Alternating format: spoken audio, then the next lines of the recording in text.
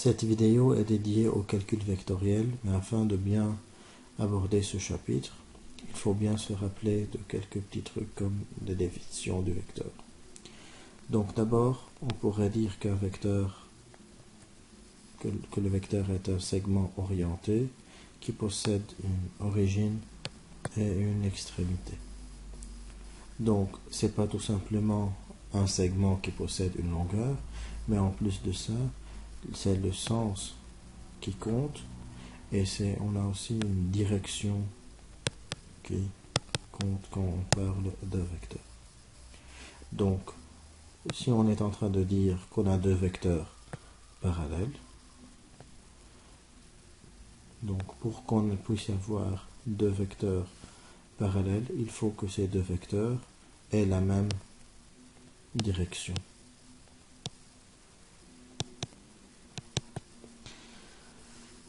On peut aussi parler de vecteurs égaux. Si on a deux vecteurs égaux, c'est-à-dire deux vecteurs identiques, il faut qu'ils aient la même direction, le même sens et en plus la même norme, c'est-à-dire la même longueur. L'une des applications les plus fréquentes pour les vecteurs, c'est la force en physique. Donc on peut prendre un exemple. Si on se rappelle un tout petit peu le cours de physique, imaginons qu'on a un corps qui est tiré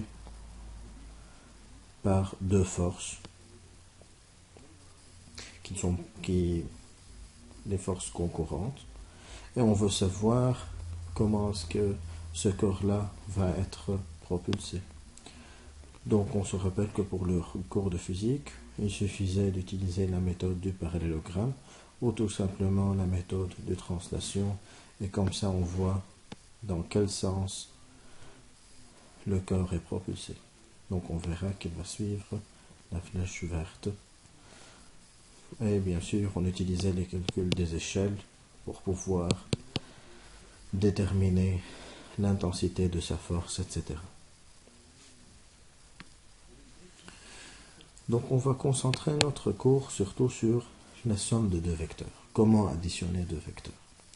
On vient de voir un exemple ici dans le cours de physique, mais ici on va se concentrer pour le cours de mathématiques, donc on ne va pas dire la force F1, la force F2, on va commencer à nommer les deux vecteurs. La première relation qui est assez importante, c'est la relation de Shell. On peut dire que si on a AB plus BC, la somme de ces deux vecteurs va directement être AC. À savoir donc que si l'extrémité du premier vecteur devient l'origine du deuxième vecteur, c'est comme si on est en train de supprimer le B, ils sont en train de se combiner, et ce qui reste donc, c'est le premier et le dernier. On appelle ça la relation de Shell. Donc, pratiquement, ce qui se passe, c'est qu'on a un vecteur AB, et comme on vient de dire que si à partir de cette extrémité, on trace un autre vecteur, la somme de ces deux-là va être AC. Donc c'est une application qu'on avait vue en physique pour F1 plus F2. On translatait une force sur l'autre pour trouver la résultante. Ici c'est le même principe. Il y a aussi la méthode de la diagonale du parallélogramme. Donc pour la diagonale d'un parallélogramme, il faut avoir deux forces qui sont cette disposition-là, AB plus AD. Donc pour pouvoir additionner AB et AD, il faut compléter le parallélogramme. Et comme ça, on trace la diagonale de ce parallélogramme. Et on va dire donc que AB plus AD est égal à AC. À noter que ça va être égal à 2 fois AI, I étant le point de rencontre des parallélogrammes. Bon, à partir de ces propriétés-là, on peut continuer notre cours pour aborder les composantes d'un vecteur. Donc pour pouvoir trouver les composantes d'un vecteur, il faudra penser à la réciproque, si on peut l'appeler comme ça, la réciproque de la relation de chaque. C'est-à-dire, avec n'importe quel vecteur AB, je peux le décomposer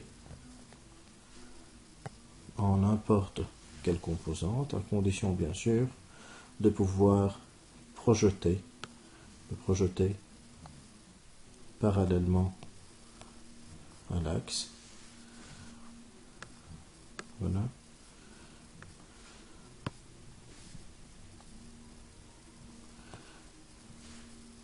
Et parallèlement à l'autre axe. Et comme ça, on pourrait dire que AB est égal à AX plus AY. Parce qu'on voit ici que AB est la diagonale d'un parallélogramme, donc elle peut être écrite sous la forme de AX plus AY. Donc on peut décomposer n'importe quelle force, n'importe quel vecteur aussi, par rapport à deux axes qu'on choisit non. Donc, si on le fait par rapport à un axe orthonormé, on pourrait aussi parler des coordonnées d'un vecteur. Parce que pour calculer les coordonnées d'un vecteur AB, il suffit d'appliquer ces formules, c'est-à-dire xb moins xa et yb moins ya. C'est comme ça qu'on détermine les coordonnées d'un vecteur. On peut le voir pratiquement. Le point A, le point B, ça c'est le xa, xb, et ya, yb. On peut voir donc que pour déterminer les coordonnées de ce vecteur-là, il faut commencer par le plus grand, xb moins xa, yb moins ya, et comme ça on arrive à trouver les coordonnées de ce vecteur-là. Donc comment prouver que deux vecteurs sont égaux? On avait dit que d'une façon géométrique, deux vecteurs sont égaux s'ils ont la même direction, le même sens et aussi le même module. Mais dans le chapitre de calcul vectoriel, il faut procéder à calculer les coordonnées pour dire que si AB est égal à CD, il faut aussi que les coordonnées de AB soient aussi égales aux coordonnées de CD. Dans un sens, qu'en calculant par exemple les coordonnées de AB, si on trouve 5, les coordonnées de 5 et 2, les coordonnées de CD doivent aussi être 5 et 2. Donc, deux vecteurs sont égaux s'ils ont les mêmes coordonnées.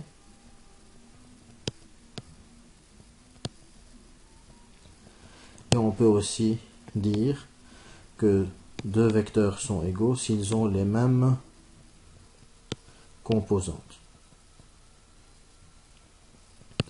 Donc, imaginons qu'on avait dit que AB est égal à 2xy plus zf. Il faut trouver d'après les calculs que CD est aussi égal à 2xy plus zf. Alors, c'est seulement d'après les calculs, d'après les exercices qu'on verra plus tard, qu'on pourrait mettre en pratique ces propriétés-là. Aussi, comment prouver que deux vecteurs sont parallèles ou collinéaires? Pour le prouver, il faut qu'un vecteur soit multiple de l'autre,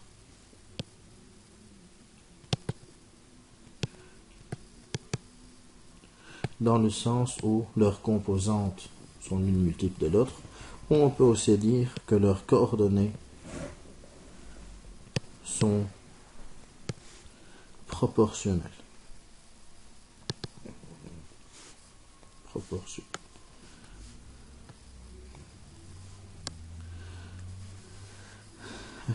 Exemple, si on a déjà trouvé les coordonnées du vecteur AB,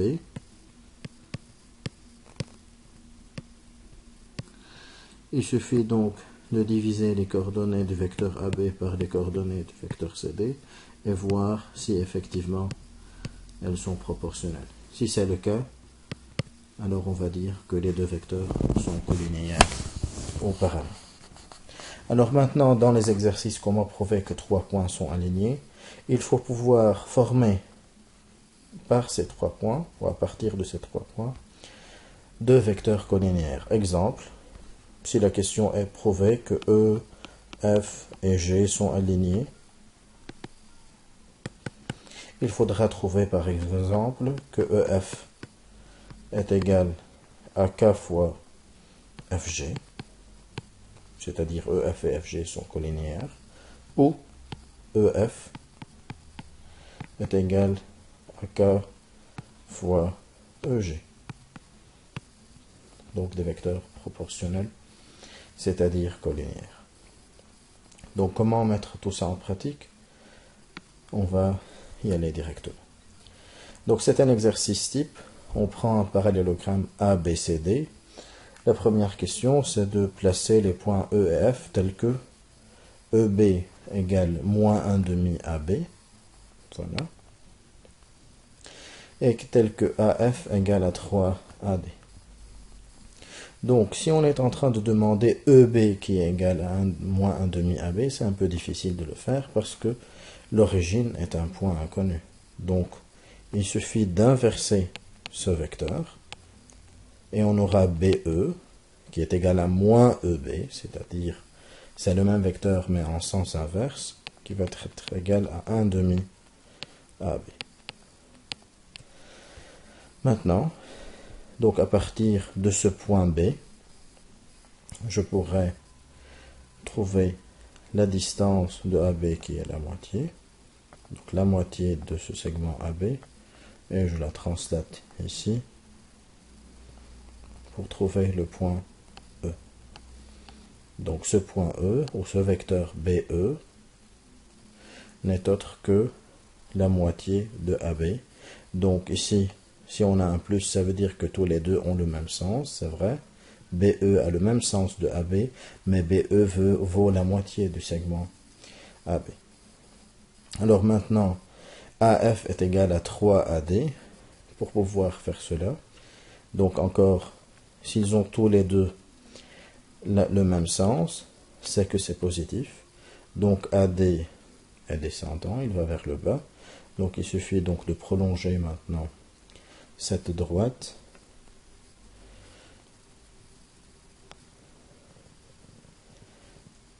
Voilà. Et de trouver précisément où se trouve le point F. Donc c'est 3 fois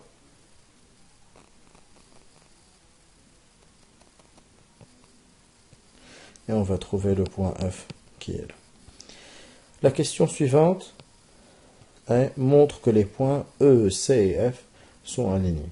Donc voilà ces points E, C et F. Est-ce qu'ils sont des points alignés ou pas? Pour pouvoir le démontrer, non pas seulement le voir, il faut qu'on applique ce qu'on vient de faire. Ce qu'on vient de lire dans la partie théorie, c'est-à-dire il faut pouvoir former avec ces points deux vecteurs collinéaires. Exemple, est-ce que EC est égal à K fois CF? Ou est-ce que EC est égal à K fois EF? Peu importe laquelle on choisit. Égal K fois EF. C'est ou ça ou l'autre. Bon, je vais prendre... peu importe, je vais prendre la première. EC égale K fois CF. Il faut qu'on commence à trouver EC en fonction de deux vecteurs, de deux composantes. Donc EC, c'est celui-là. C'est ce vecteur-là. On va trouver EC en fonction de deux vecteurs. Il est préférable que ces deux vecteurs soient comme une sorte de repère. Donc, je vais les trouver en fonction de AB et de AD. J'ai choisi moi-même les vecteurs parce qu'il n'y a pas une consigne précise. Je vais voir est-ce que je peux les exprimer comme ça. Donc, je commence par EC égale. Et là, je dois commencer à penser à la relation de Schall. Est-ce qu'il y a moyen de décomposer EC en deux vecteurs en utilisant la relation de Schall? Oui. En insérant tout simplement un point ici. Donc, mais quel point insérer? Je peux insérer le A pour pouvoir avoir EA plus AC. Mais le problème, c'est que je n'ai dans la donnée ni EA ni AC. Donc, ça ne sert à rien. Je pourrais peut-être mettre le point B. Oui, si je mets le point B, je vais avoir EB plus BC. EB, c'est déjà un vecteur que je connais, donc je pourrais remplacer le EB par moins 1 demi AB. Donc je m'approche de mon but, de ma cible qui doit contenir AB. Et le BC, c'est-à-dire c'est ce vecteur-là, qui est égal au vecteur AB. Parce que ABCD est un parallélogramme. Donc j'ai pu trouver le vecteur EC en fonction de AB et de AD. Maintenant, il faut faire la même chose pour le vecteur CF. CF égale. Alors maintenant, quel point insérer à l'intérieur ici? Si j'insère le point B, je vais avoir CB plus BF. J'essaie de vérifier ma donnée. CB, je ne le connais pas, ni CF. Mais ici, il vaut mieux insérer le point A. En insérant le point A, je peux trouver CA plus AF. Et encore une fois, le point AF ou le vecteur AF est connu, c'est 3AD. Très bien. Mais le CA, c'est celui-là. Il est un peu inconnu. D'après la donnée, on ne le voit pas directement. Mais ce qui attire notre attention, c'est que le AC n'est pas n'importe quel vecteur. C'est la diagonale du parallélogramme ABCD. C'est-à-dire AC est égal à AB plus AD. Donc, CA n'est autre que moins AB moins AD. Donc, on va remplacer CA par moins AB moins AD. Et maintenant, on simplifie cette écriture pour obtenir moins AB moins AD plus 3AD, ça fait plus 2AD. Donc, on a réussi encore une fois à écrire un vecteur, le vecteur CF, en fonction des mêmes composantes ou des mêmes bases, c'est-à-dire AB et AD. Donc maintenant, il faut trouver le cas, c'est-à-dire s'ils sont proportionnels, si l'un est un multiple de l'autre, il faut trouver ce coefficient-là. Donc le petit conseil que je vous donne, c'est de comparer tout le temps une composante à l'autre. Et de voir s'il y a un lien entre les deux. Et si on voit qu'on avait 1 AD, qui devient 2 AD, donc on a multiplié ce composant par 2. Est-ce que c'est valable pour le deuxième? Oui, effectivement, parce qu'on avait moins 1 demi, et moins 1 demi fois 2, ça va donner moins 1. Donc c'est tout à fait juste. Donc on va écrire maintenant cette conclusion. On pourrait donc dire, excusez-moi, on pourrait dire donc que CF est égal à 2 fois EC. Je vais écrire en dessous l'étape de la vérification pour être sûr que ce qu'on a fait est juste. CF n'est autre que moins AB plus 2AD. Est-ce qu'il est bien égal à 2 fois EC, c'est-à-dire 2 fois moins 1 demi AB plus AD? Et là on voit que oui, c'est bien le cas. En distribuant le 2, on va trouver la même réponse. Donc notre travail est bon. Donc comme on avait vu dans la partie théorie tantôt, qu'il y avait deux méthodes pour pouvoir prouver que deux vecteurs sont collinéaires. La méthode avec les composantes, mais il y a aussi la méthode avec les coordonnées. Pour pouvoir faire la méthode, pour pouvoir appliquer la méthode des coordonnées, il suffit de choisir une base et de commencer à travailler par rapport à cette base. C'est-à-dire choisir une origine et choisir un vecteur unitaire pour l'axe des abscisses et un vecteur unitaire pour l'axe des ordonnées. On va voir pratiquement comment on va faire ça. Donc là, je vais choisir la même base, c'est-à-dire soit un repère qui contient A comme origine, AB comme vecteur unitaire pour l'axe des abscisses et AD comme vecteur unitaire des axes d'ordonnées. C'est-à-dire, le point A va avoir des coordonnées 0, 0. Le point B va avoir les coordonnées 1, 0. Le point D va avoir les coordonnées 0, 1. Le point C, ce point-là, va avoir donc les coordonnées 1, 1. Le point E va avoir les coordonnées 3 demi, 0, parce que le E, donc AE, c'est égal à 3 demi AB. Et le point F, comme on sait que AF est égal à 3 fois AD, donc il va avoir la coordonnée 0, 3. À partir de toutes ces coordonnées-là, je peux trouver les coordonnées de EC. Donc, comme on avait vu dans le cours, pour trouver les coordonnées de n'importe quel vecteur, c'est x de l'extrémité moins x de l'origine. Donc, xc moins xe. Et puis yc moins ye. Ce qui va donner pratiquement ec,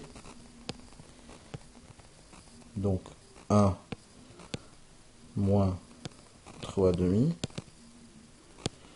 et yc, c'est 1 moins 0.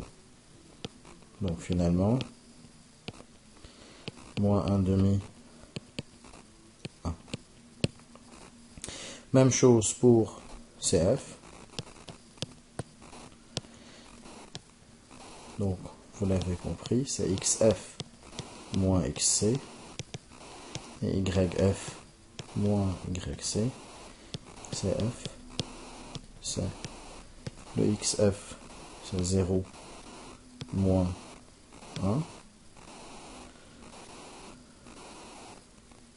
Oui. Et le YF, c'est 3 moins 1 aussi. Donc, ce qui va donner moins 1 et 2. Donc dans la partie cours, on avait vu que pour que deux vecteurs soient collinéaires, il faut que leurs coordonnées soient proportionnelles. C'est-à-dire, si j'écris xec sur XCF, ça devrait être égal à X, à Y.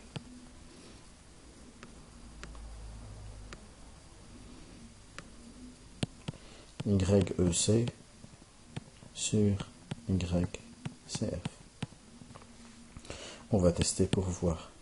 XEC, c'est moins 1 demi, sur XCF, c'est moins 1. Est-ce que c'est bien égal à YEC, c'est-à-dire 1, sur YCF, c'est-à-dire 2. Bon, moins 1 demi sur moins 1, le moins et le moins, ça devient plus. Donc on aura 1 demi divisé par 1, c'est-à-dire 1 demi. Donc vérifier. On peut dire donc que EC est proportionnel à CF, c'est-à-dire ce sont deux vecteurs collinaires. Et les trois points ECF sont alignés. On passe à l'exercice suivant. Pour cet exercice, on prend que ABC est un triangle scanen. Il faut placer les points D et E tels que CD égale 3 quarts AB et AE égale 3 demi AB plus 2AC. Donc commençons par CD égale 3 quarts AB. Donc quand on lit CD et 3 quarts AB, ça veut dire que tous les deux vont avoir le même sens. 3 quarts, donc il faut penser qu'il faut diviser ce vecteur en 4 parties. 3 quarts, donc c'est ce vecteur-ci. Mais attention, on n'a pas dit AD égale 3 quarts AB. Donc il faut translater ce vecteur-là jusqu'à...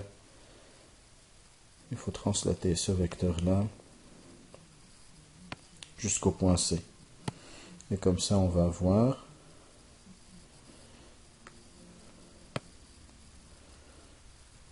Comme ça, on va avoir ce vecteur.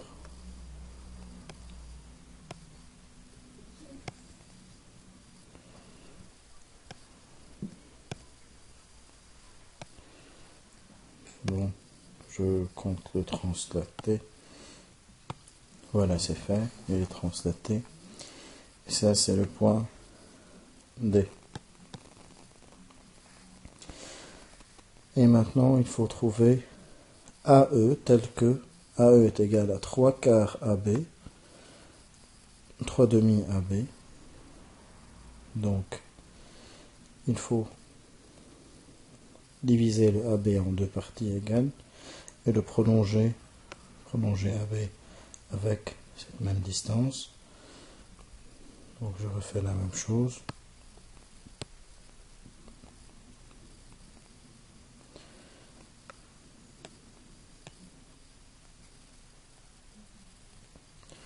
Ce qui va donner ce vecteur complet.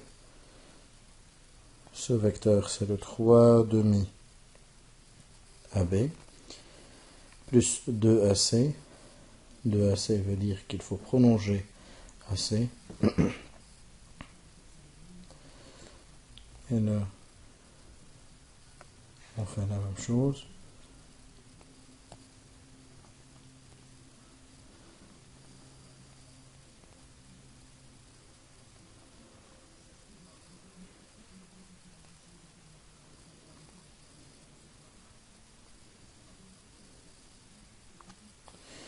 Et ça sort un peu de l'écran que vous êtes en train de voir, mais le principe est le même. Maintenant, à partir de ce vecteur, il faut trouver la somme en complétant le parallélogramme.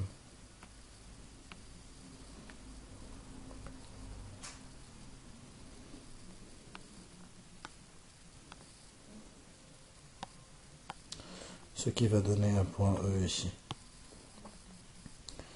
Alors la question maintenant est, montre que le point D est le milieu de AE. Donc excusez cette difficulté, je vais dire technique. Je n'avais pas prévu que ça allait sortir en préparant l'exercice. Mais le principal maintenant, c'est ce qu'on va faire avec le calcul vectoriel, puisque c'est ça la difficulté. C'est pas très difficile de travailler et de construire le vecteur, mais ce qui est un tout petit peu plus difficile, c'est comment faire les calculs pour trouver que D est le milieu de AE, vectoriellement. Donc, il faut d'abord voir que si D est vraiment le milieu, je pourrais écrire AD égale AE sur 2. C'est-à-dire, le vecteur AD a le même sens que AE, mais il vaut sa moitié. Donc c'est ce qu'il faut essayer de trouver. Alors, la bonne nouvelle, c'est que j'ai déjà l'expression de AE. AE égale 3 demi AB plus 2 AC. Très bien. Mais AD n'est pas exprimé en fonction de AE. Donc il faut qu'on puisse écrire AD en fonction de AB et en fonction de AC s'il y a moyen. On va voir. Donc il faut penser, comme d'habitude, à insérer une lettre. Je vais insérer la lettre C, comme ça je peux profiter de cette écriture. Comme ça j'aurai AC plus CD. Très bien. Donc, AC, c'est déjà une lettre de ma cible, puisque je viens de dire qu'il faut cibler AC, AB, et le CD n'est autre que 3/4 AB. Donc on a atteint directement notre cible, parce qu'il y a un lien entre le AD qui est égal à AC plus 3/4 AB, alors que le AE c'est 3 demi AB plus 2 AC. Donc comme on avait vu précédemment, est-ce qu'il y a moyen de comparer ces deux composantes? On va comparer les mêmes, AC et AC. On voit que pour passer du premier vers le deuxième, il suffit de multiplier par 2. Est-ce que c'est le même lien pour le AB? Oui, parce que 3/4 fois 2, ça va donner 3 demi. C'est-à-dire, notre lien est bien trouvé et il est bon. Alors, on va l'écrire et écrire plus tard l'étape de la vérification. Donc, on peut écrire déjà que AE est égal à 2 fois AD, ou on peut écrire de même que AD est égal à AE sur 2. Les deux sont valables. Pour l'étape de la vérification, AE c'est 3 demi AB plus 2 AC égale 2 fois, je mets un point d'interrogation parce que c'est la vérification. AD c'est AC plus 3/4 AB. Et maintenant en multipliant, je peux voir que c'est vérifié. J'espère que ce petit rappel et ces exercices vous ont aidé à avancer un peu dans le cours. Posez vos questions s'il y en a.